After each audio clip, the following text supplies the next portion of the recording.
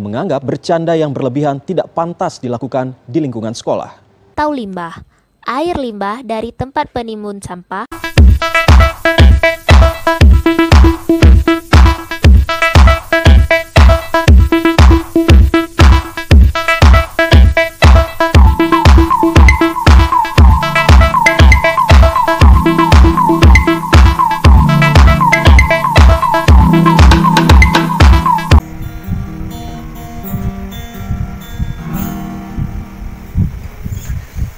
Baik, Assalamualaikum warahmatullahi wabarakatuh. Salam Pramuka.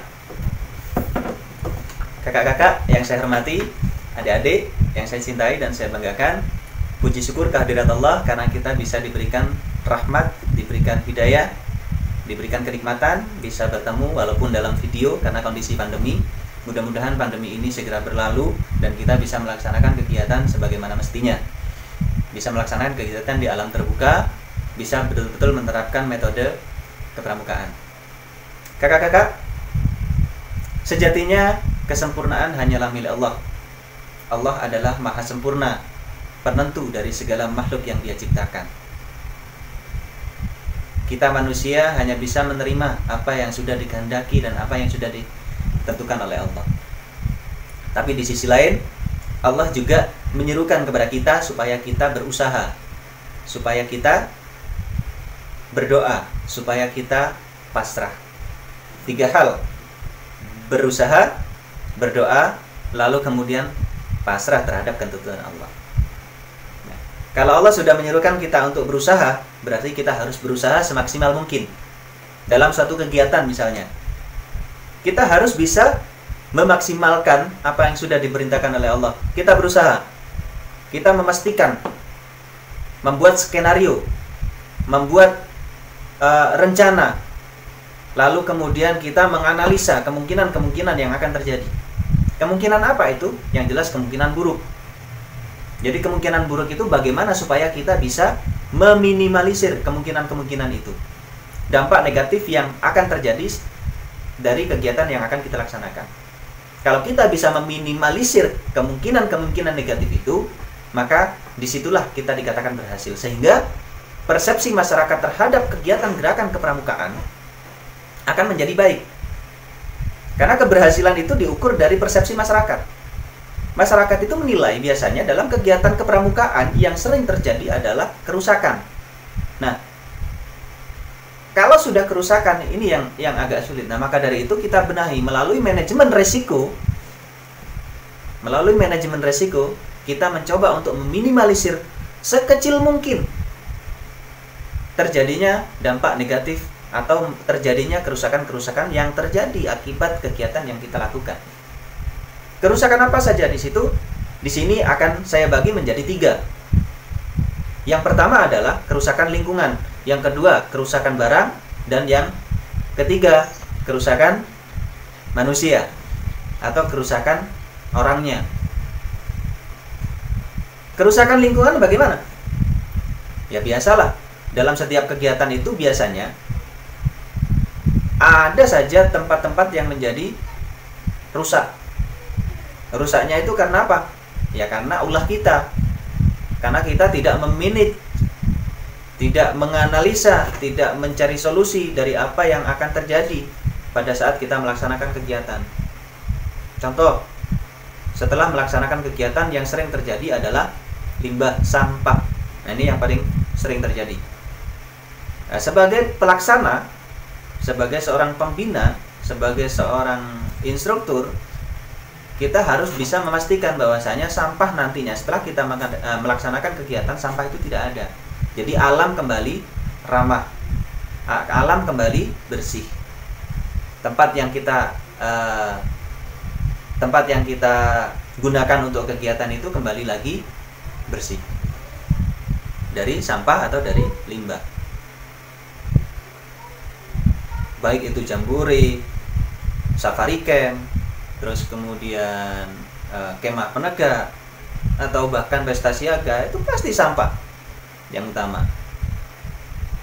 Nah, itu bagaimana? Itu termasuk ke dalam kategori resiko, membuat atau memperbaiki mindset masyarakat bahwasanya kegiatan pramuka itu baik, tidak meninggalkan hal-hal yang buruk. tidak membuat kerusakan di mana-mana. Pohon-pohon tumbang, tanaman-tanaman bunga tumbang. Nah, ini. Jadi jangan sampai terjadi seperti itu. Nah, itu harus kita analisa. Yang kedua adalah kerusakan barang. Ya, kerusakan barang ini yang jelas kalau kita melaksanakan kegiatan di alam terbuka, ya barang yang kita bawa seperti tenda robek, tongkat patah, sabitnya hilang, wedungnya hilang misalnya, cangkulnya hilang, sandalnya tinggal satu.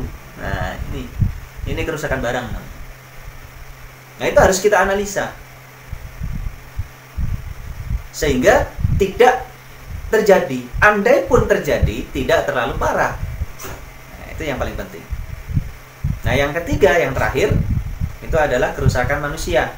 Artinya kerusakan manusia di sini kerugian terhadap manusia. Ini saya bagi menjadi dua. Yang pertama, fisik. Ya, terjadi kecelakaan saat outbound, saat game, saat penjelajahan, tergelincir, terus kemudian luka, patah tulang, memar, dan lain sebagainya. Yang tidak kalah pentingnya adalah menganalisa resiko psikis. Adanya bullying, adanya gurau yang keterlaluan mengakibatkan anggota pramuka ini trauma misalnya.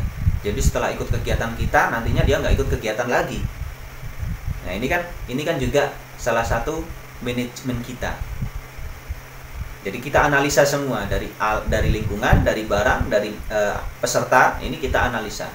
Nah, setelah kita analisa, kita press sedemikian rupa, perkecil sedemikian, kita cari solusinya, kita carikan perbandingannya, lalu kita carikan solusinya, maka di situ akan terbangun sebuah mindset terhadap masyarakat bahwasanya kegiatan pramuka itu baik. Andai pun itu terjadi, baru itu yang namanya musibah.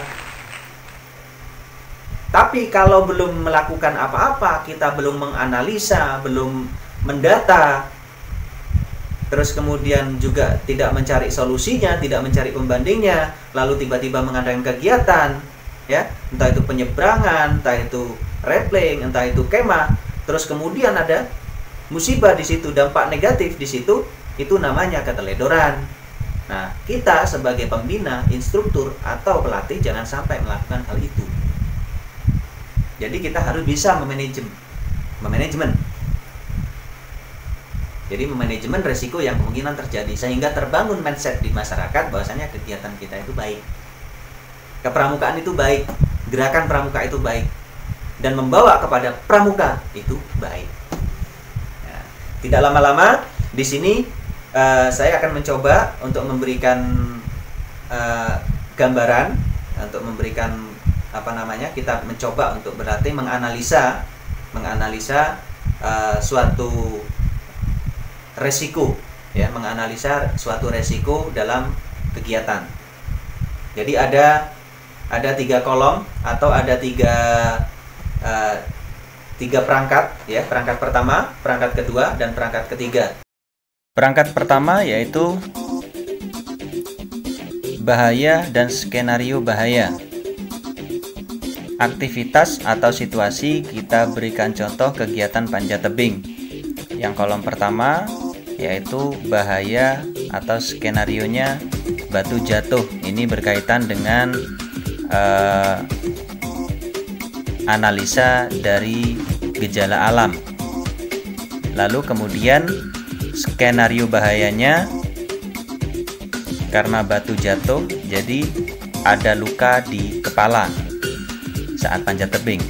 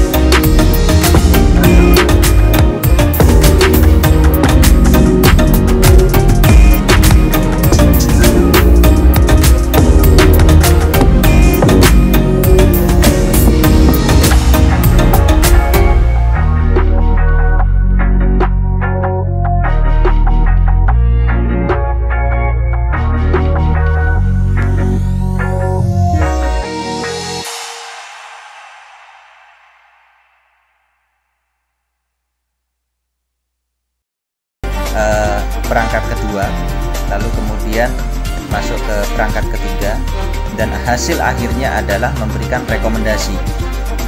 Jadi melakukan tindakan atau langkah-langkah untuk mengurangi resiko terhadap kemungkinan yang akan terjadi. Nah, itu tadi 3 perangkat yang diperlukan ketika kita akan melaksanakan kegiatan.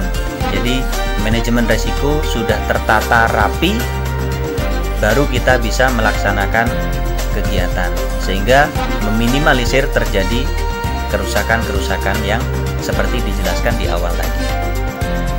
Nah, itu tadi 3 perangkat sebagai contoh untuk kita menganalisa ketika kita akan melaksanakan kegiatan. Yang perlu diingat adalah jangan merasa cukup dengan apa yang sudah kita punya, dengan apa yang sudah kita miliki. Sebagai seorang pembina, sebagai seorang instruktur, apalagi sebagai seorang pelatih, kita harus selalu update, kita harus selalu praktek. Kesampingkan dulu brevet, kesampingkan dulu ego. Keselamatan peserta itulah yang paling utama. Praktek kita menganalisa, praktek kita membuat skenario, praktek kita membuat rencana. Percuma brevet terpasang tapi sudah bertahun-tahun yang lalu kita nggak pernah ikut kegiatan. Ini yang mengakibatkan kita kehilangan profesionalitas, kehilangan kredibilitas kita. Karena yang akan kita bawa, yang akan kita bawa dalam kegiatan adalah nyawa. Oleh sebab itu, kakak-kakak, jangan mengedepankan ego, jangan mengedepankan karena saya senior, jangan mengedepankan karena saya sudah punya brevet dan lain sebagainya. Jangan. Ya, kita tetap harus berhati-hati, kita harus selalu update. Nah, karena kita sudah selalu update, selalu belajar, selalu menganalisa, praktek, survei dan lain sebagainya, lalu kemudian kita mengadakan kegiatan dan terjadi sesuatu yang tidak diinginkan atau dampak negatif dari kegiatan yang kita laksanakan, itu baru namanya musibah. Allah yang punya kehendak. Tapi kita sudah berusaha semaksimal mungkin memastikan bahwasanya tidak ada kerusakan, tidak ada keteledoran di situ.